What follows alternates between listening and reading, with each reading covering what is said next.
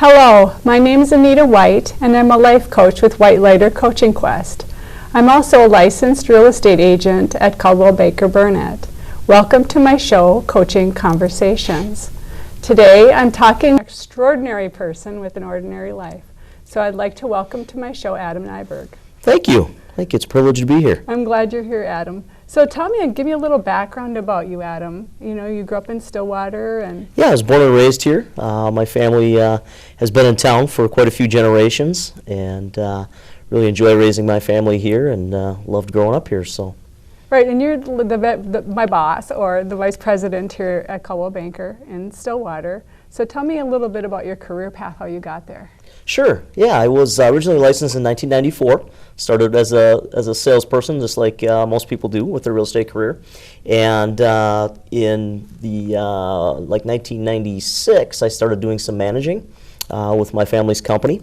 My family's been selling real estate in town for 3 generations now, and so I kind of grew up through the whole real estate industry. People always tell me, you've kind of been doing this a long time, and I said, well, yeah, kind of since I was a kid, so yeah. Following everybody around. And then, I got into ownership of the company with my parents, and then we decided to make the move to Coldwell Banker in 2006. So. Started out as a sales manager with them, and now the branch vice president. Yeah, and I think I jumped in with you at the other company in 2000. Yeah. And yeah. I was a rookie under you. Yep. And you were still managing and really selling a lot of, real estate too. Yeah. And one of the things I appreciated about working for you is that you found what my strengths were and you helped me find more of my strengths. You didn't focus on what my weaknesses were. Right. That's one of the techniques I kind of use. I like to, in working with people, talking with them, find out what they're really good at and what their desires are and what they like, and spending some time focusing on those. And we do take a little bit of time on things that they struggle with, depending on what that might be, and try to hone those skills a little bit as well. But just take the good and go with it, and that seems to be a successful way to go about it. We have a lot of conversations about coaching versus, managing or telling people how to run a business. And I know that there's a lot of aspects to being an independent contractor for a big corporation. And there's some interesting nuances, I guess.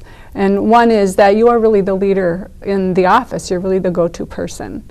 And the way that you have established yourself in our current office is that you make yourself available in the middle of the room all the time. Yeah. So tell me how that works, and kind of being the coach, but yet using it as a learning experience. Because I've experienced that with you, watching people come to you while you're sitting there. Sure. Yeah. And through the years, I've really enjoyed working directly with the agents and always being available to them. Just like when I do sales, the same kind of thing with my customers and clients. The idea of the collaboration kind of evolved out of looking for a new space that we wanted to relocate to, kind of a higher traffic area, and that's where I could redesign a new space for collaboration. And the people in the office have really grabbed onto that, like you spoke about, and I just feel like I need to be there if people have questions, and we can exchange ideas. There might be 5 or 6 of us sitting around talking about something, and we can all benefit from that conversation. So. It kind of starts out with sitting down with the individual realtor and just talking with them about what their goals and aspirations are, and then helping them develop a plan, and working with not only myself but other people in the office as well, helping one another to reach their goals. So.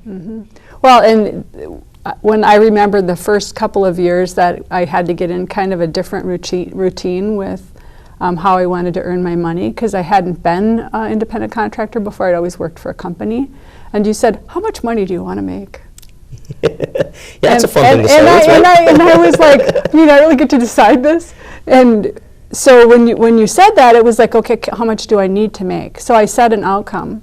And then we drilled back numbers on how many contacts every day I needed to make in order to get to that number, and it was a lot easier to go with, okay, this is 5 contacts a day, I can do that. Yeah. I can talk to people. Yeah, and it's also not just the contact, it's the quality of the contact, and how to help people through real estate. And you'll hear me use the word consultant a lot, because I really have a philosophy of looking at what we do to help people buy and sell homes is we help them from kind of a consulting standpoint, if you can think of it that way, where we give them our opinions and let them ask us questions and walk them through the process.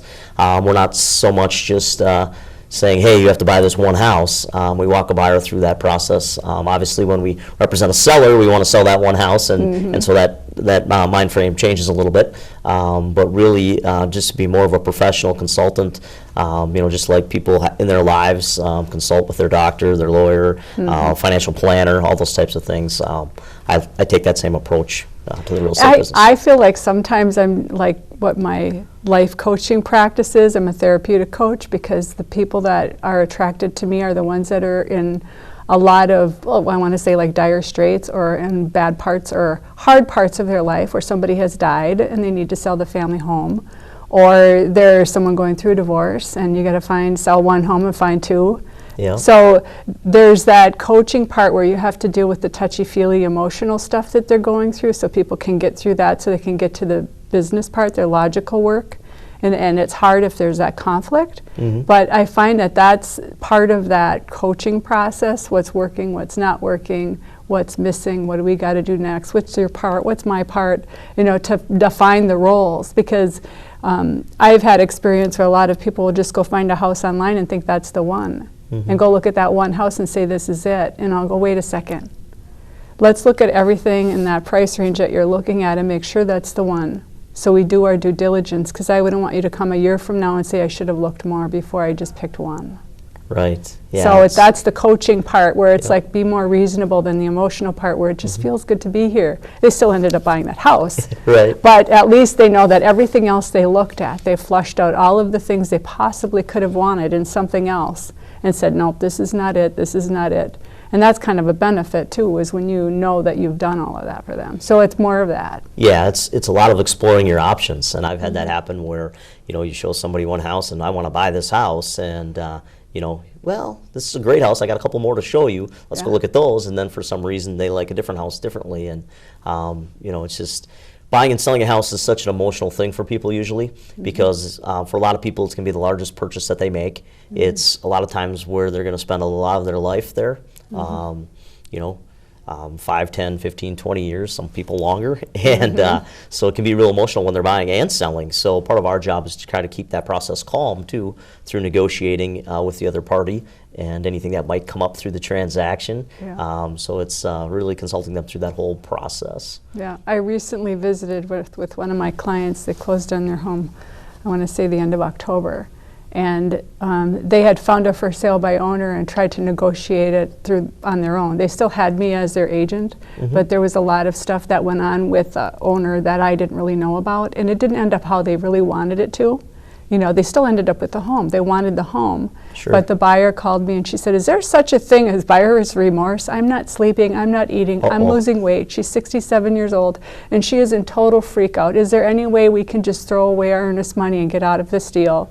And so what I did is I pulled up an article on the symptoms of buyer's remorse. And I emailed it to her and I said, once you've read this article, call me. And then she did, and I asked her, I said, so how are you putting yourself to sleep?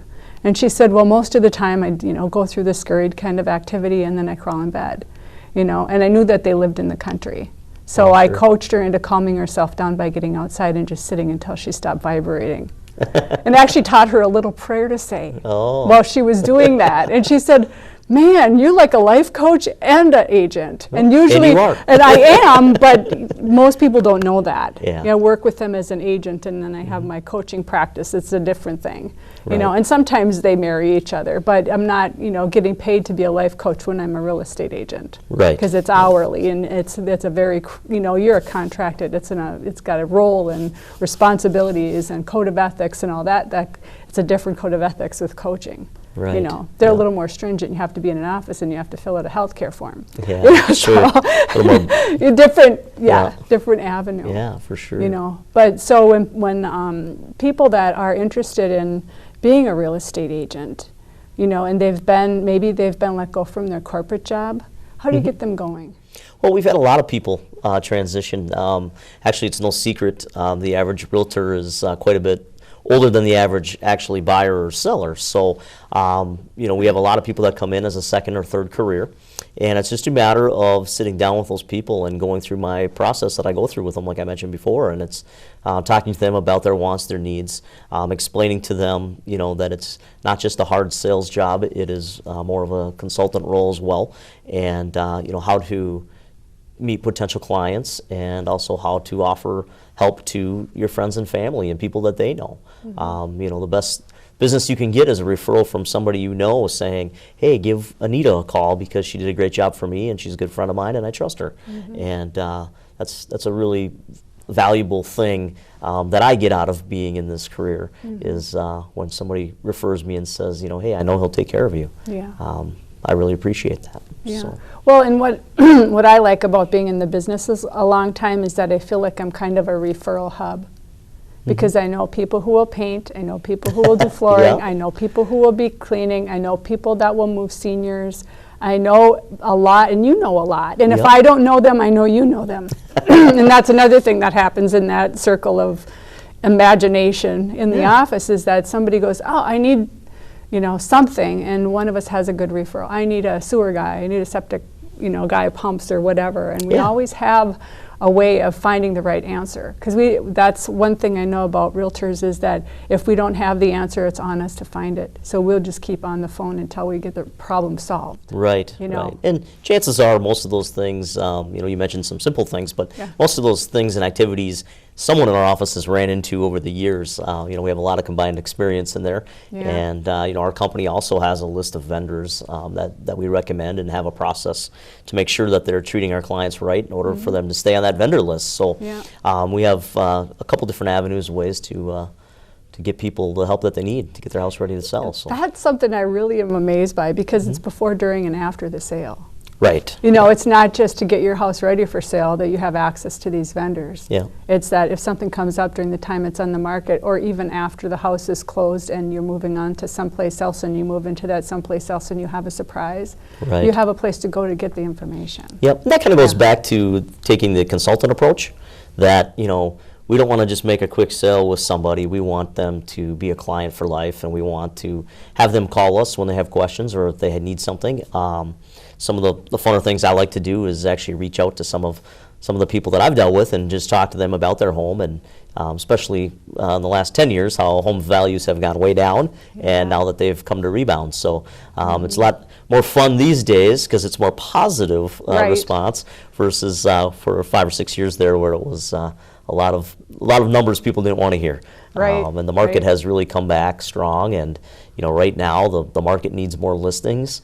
And there's a lot of buyers out there. We need more people to want to be out of their homes and into different homes or into different places. To make changes, and you know, people, depending on the stage of their life, you know, they move on to condos maybe, or townhouses, or senior housing, and we help them with all those aspects. And and what I appreciate too is that it's all over the world. Yeah. No, because a lot of times it's like, okay, we're in the St. Croix Valley. This is where our home office is. But I bounce into Egan. I you know, work with some of their agents, you know, during another process I was in, and I don't feel bad about, you know, joining them in a computer in their, you know, what they call the little bullpen either, or their technology room, you know, or scooting over to St. Paul because it's convenient. I just had coffee with a client, and I'm going to go and do some paperwork for them. I mean, it's the simplicity of having access to all of those different offices, you know, and you heard this other agent we were talking to earlier today. He said Bangor, India. You can, you know, refer someone to an agent over there. Yeah. So it's all over the country, all over the world. Yeah. Yeah. So that's great. I was actually at the Edina office this morning, so on France Avenue there, and you're right. It's great to have different areas around town to meet in, and then also when you're in different parts of the country or the world, you have those opportunities. You can refer friends and family members to good realtors in different parts of the country. I have a friend in Texas, for instance. I've done that before, so you know, a lot of options for people. Well, and even to drill it down into the local market, one of my clients that's getting ready to put their house in the market in the beginning of the year, she said, how are we going to get to the people that have relocation clients? Yeah. right? So Yeah. how are you going to go knock on 3M's door? And I'm like, well, my son works for 3M. I'll give him a flyer to put in the bulletin board, and he'll give it to somebody in the HR. And he was a relocation, so he probably knows who to send it to. So we'll go that way. Yeah. Kind of a nice Yeah. way to have an in. Yeah. And but- we were actually with 3M. We do represent some of their relocation clients. Yeah, so and we got it. Yeah, Yeah. usually it's around 100,000 families that relocate around the world through our relocation system. So Yeah. it's pretty incredible. And it is really nice to be able to say that after you sign this listing contract, tomorrow 1,700 agents will be looking at your listing. And Yeah. even more than that the next day once it's in the MLS, because they'll all be noticed. It'll Yeah. all be noticed by them. Yeah, So- and like this past year, we were able to sell a lot of properties before they hit the MLS, and there's advantages to buyers and sellers for that. You know, we don't have a lot of time today to get into those, but Yeah. you know, Right. what happens is just that collaboration, word of mouth. You know, you might go out on an appointment and come back and be talking about the property, and someone else in the office might be sitting there and saying, geez, I have a buyer that's looking for something like that. Can we get them in there? And a lot of times it's a lot easier on the seller, and the buyer's excited because they don't have to worry about someone else buying the property from underneath them because it's not on the market yet. And typically that means that they're going to negotiate, you know, a little stronger because they don't want to go through that process. But it can be beneficial to both the buyer and seller. So Yeah. What do we call that? 'Cause somebody said that was in the pocket listings or something there's like lots of that. terms for it. I'm like, I don't think that's quite what it was. Another term that Yeah. came out recently was an arm length thing, an arm length you want to be in deal. an arm's length transaction? Right, Yeah. right. So an arm's length transaction means that we're not related. If it's a not arm's length relationship or whatever, that means that somehow the parties are related. Yeah, there can be some different variations of I've heard people use that term a little loosely in different ways, but arm's length transaction typically, you know, means that you don't have anything personally invested in the transaction through the process. So, Well, and it's interesting the lingo, because when we talk about selling people's homes, we talk about getting listings.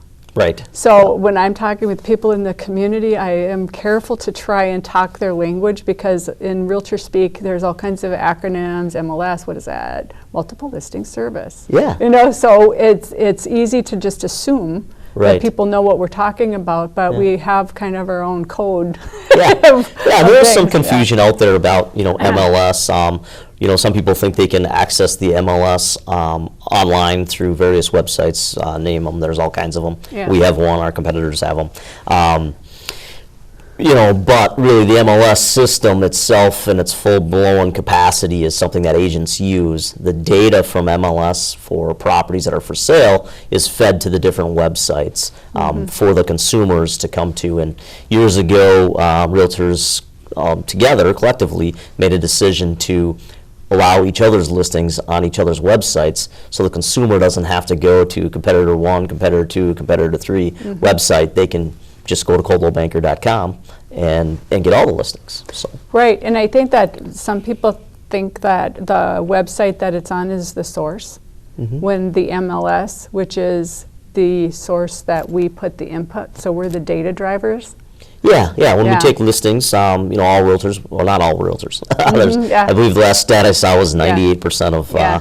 of realtors belong to the MLS system through the different boards of realtors. But anyway, they take their listings, they put them onto the MLS, and then that feed comes right from there. And then, so like on our website, or on my personal website. Yeah, you have a personal right, website, yeah. personal website for Coldwell Banker, if a buyer wants to figure out how to get to the MLS through my website, what they do is they fill a little data form, and they can set up an automatic feed so they can find the like properties just for what they want. Right, and typically those feeds, the first time they fill that out and submit it, they're going to get an email with everything that's active at that moment that meets their criteria. Then, you know, and that can be kind of overwhelming depending on how much criteria they enter or not. Yeah. But then after that, it's just the new stuff that comes to the market. So Yeah. I always tell people, don't get overwhelmed with your first email, because there's going to be more stuff there. Yeah. But then moving forward, it's just going to be as they hit the market, then, you know, that information is going to be sent out. Right, So- and that one day on the MLS doesn't mean that it's only been one day that the realtor's known about that property. Oh, right, yeah, because That's, right. as you know, we network every week Yeah. in our meetings about that, and you know what's coming on the market, and you know what's coming up after the new year. Well, and homeowners have so. such different stages. Some people, they want to get their house absolutely perfectly ready and then call the agent. And sometimes they make some mistakes. Yeah. You know, like there's one fella that I know that he thinks that if he builds a brick fireplace in his backyard that he'll get more money for the house. Yeah, typically not. Right. But you can't get to the basement because the stairs are so rickety. Oh, sure. So I told him, I said, fix the stairs in the basement, forget the fireplace. Right. But if you don't know these things up front, if you don't consult with Yep. a realtor that knows what it needs in order to get to the market and have attraction from buyers, you don't know what you don't know. Right. So I always tell people, no, you need to get somebody in there months before you think you're going to put it on the market, because then you get the accurate information about what's going to work and what's not. I love yellow kitchens. Not everyone loves yellow kitchens. Right. Right? Yeah. So what Yeah. do I paint this? You know, and I'll even have, you know, handyman or painters argue with me about what colors should put in. It's like, no, we're not customizing the paint because everybody's got a different flair. Let's Want just to go vanilla. appeal to the as long masses. as we're Yep. as long as we're painting, then they can visualize what color can go on there. If there's a color on there, it's really hard to visualize what other color. Right. If you start with vanilla or with white, that's what you get. Yeah. And then just decorate with color, Yeah. like I did here. Yeah, and you want to declutter. You know, we always talk about that. Yeah. You know, I always tell people, you're planning on moving anyway. Let's pack up half of your personal items. Yeah. You know, get them in some bins, some boxes, and store them in the basement of the garage, or get a storage unit, depending on how much stuff you have, and you know, kind of start that process. And that way, you'll be ahead of the game when it's time to move anyway. Yeah. And it's the same is true as with buyers, because sometimes buyers go, I want to wait until after the first of the year to buy anything. And a lot of times there's going to be a lot more for sale, but you're going to be in more competitive situations. Right. Instead of buying in the wintertime where there aren't a lot of buyers out there looking because they're waiting till the spring. Yeah. So. Yeah, and inventory is a little low right now, but for a buyer, it's a great time to buy because there is not a lot of competition, and like you said, they can get an opportunity. I have one offer bouncing around right now that you know, the seller wants to close by the end of the year. They're willing to take less money to do that. That's just that one situation. Every situation's different, but you know, that's just an example of how that's going to benefit that buyer. Yeah. So. Well, and the consulting part with the buyer, just like with the seller, the buyer's like, well, I'm not going to go and talk to a real estate agent until I get pre-qualified and that I know I can buy a house.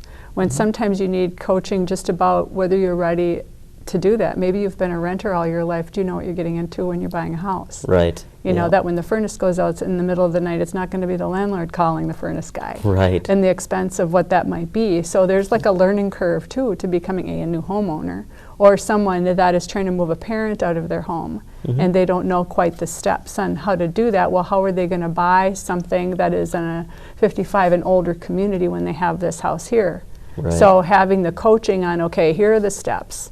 And one of the tools that we have are our presentations, and I really appreciate one that's just a map. It's a process map of buying, and it's a process map of selling. Sure, yep. So the It's buyer, very the simply seller put. can actually go and cross off the boxes once they get done. Right, And I've even yep. said, put this on your refrigerator and we'll cross the boxes off together to see the progress. Right, and usually, you know, once we have an accepted offer, we're only about halfway through that process. Yeah, yeah. So, It's once we get the offer, then we're done. No, Yeah. then we've got the inspection, or you know. yeah, and I always recommend that people get in contact with their agent or start that agent interview process right away before they get pre-approved or anything like that, to decide who they're going to work with, because that agent should really help them through that process as well. I kind of look at it that you know, we're orchestrating the whole transaction, and so we should have some involvement on, you know, with their loan officer and with their inspector, and you know, everything through the process of closing. And by getting us involved early on, we can know where that client is at, where their thinking is coming from too, because if they have experiences before we start working with them, we need to learn those experiences. So that's why the sooner the better that you know, get involved with an agent. Yeah.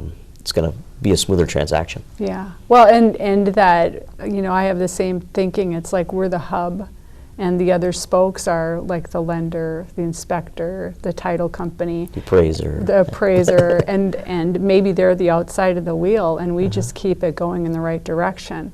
You know, because even, you know, recently I know there's a lot of lenders that we see every day, we talk to every day. Sometimes the personality doesn't match with the particular client, that particular loan consultant. So I'm getting better at matching personalities, so I know work will get done differently in order to, see that happen. And sometimes people just go, I'll just go to the bank, and I want to work with my bank, and sometimes the bank won't give them a better rate, but they'll tell them they do. I'll say go to your bank, but talk to this person too, so you get a second opinion, like with a doctor. This is one of the biggest financial decisions you'll make in your life, and it's going to impact your finances for 30 years, so why not get a second opinion? Yeah, and different mortgage companies have different loan programs that they offer, so it is good to kind of explore those options as well. Yeah. Yeah. So how do you feel about your business right now? Well, I've had a kickstart, a really big kickstart, and I think a lot of us go through a little bit of apathy after being in the business for a while, and it's like, okay, my gears are kind of rusty. Okay. What I've done in the past isn't working now, so I need to sharpen the saw and figure out how to get a kickstart into doing things differently. And as we had talked about, when you're coaching or consulting with new agents on how to get a business going and what their needs are, what I've discovered is there are a lot of different ways to meet people that want to buy or sell a home.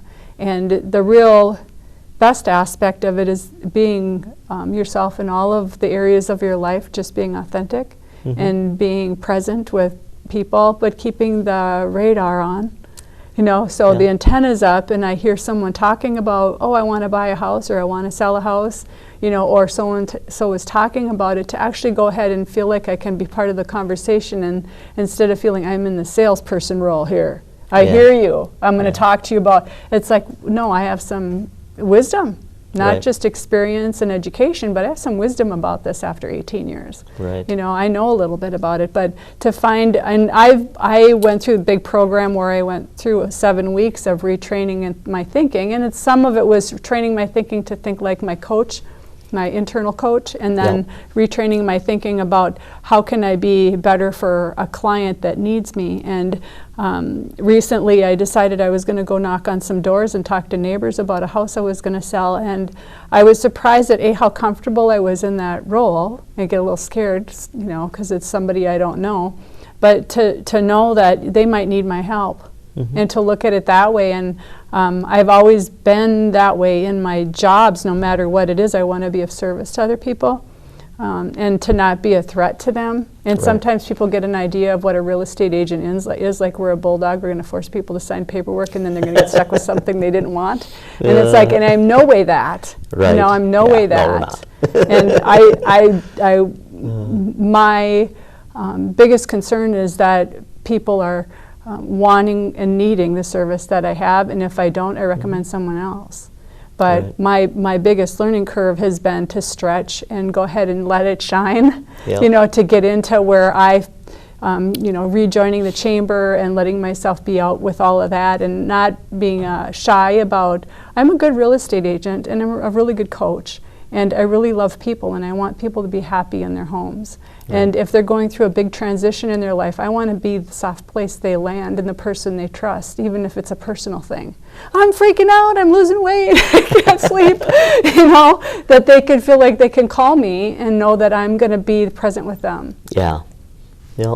That's I think one of the most rewarding things is when you go through that process and have success, and you get that referral from them, or the next time you see them they give you a big hug, and it's interesting what you learn about people that are friends of yours when you go through that process with them, because it is a stressful time for people, and it's just being there for them and giving them the best advice we can, and walking them through that. And the concept of we're going to make you do something you don't want to do is we just can't do that. We want to build a long-standing business and have people return back to us for more business, and we want them to be happy, and we want them to refer people to us. So yeah, and we had talked about that earlier. It's like, we're not volunteers. This is our job. Well, we do need to make money doing it. Right. We have our own expenses and families and things like that. So. Right. Well, we have to wrap it up here, so I that want to went say quick. thank you so much for coming on my show today. Yeah, thanks for having me. It was a pleasure. I appreciate you coming, and I learned a lot too. Again, I always learn. yeah, thank you. That's great. And thank you for joining me today on my show, Coaching Conversations. No matter who you think you are so much more than that.